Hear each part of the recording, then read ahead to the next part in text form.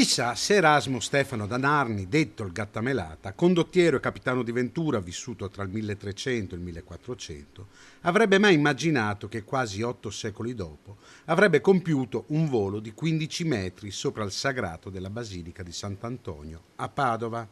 È stato staccato il cavaliere del monumento equestre in bronzo realizzato dal Donatello tra il 1446 e il 1453 per essere portato all'ex museo diocesano ed essere restaurato. È un momento importante questo in cui si riprende in mano questo percorso di analisi, di restauro di questo monumento così importante. È chiaro che da parte nostra, dei frati della delegazione pontificia, innanzitutto c'è il grande ringraziamento alle fondazioni che con le loro risorse hanno reso possibile questa opportunità. Friends of Florence e Save Venice sono le due fondazioni che ci stanno aiutando. Il restauro durerà circa 2 anni, tempo in cui sarà anche possibile ammirare la statua da vicino.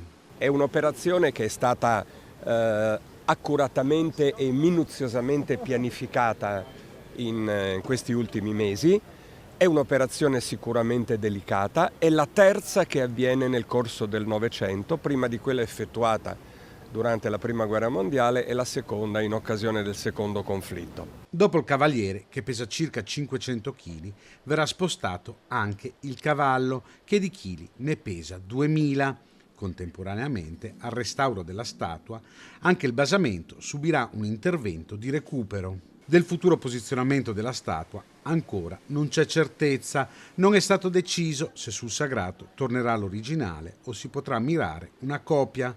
Per l'assessore alla cultura del comune di Padova, Andrea Colasio, però, la strada è segnata. Realizzarne una copia e conferire a un costituendo museo di Donatello di fianco al santo l'opera di Donatello avrebbe un grandissimo valore anche in termini non solo di valorizzazione culturale, ma, lo ripeto, di tutela e salvaguardia dell'opera. L'opera è a rischio.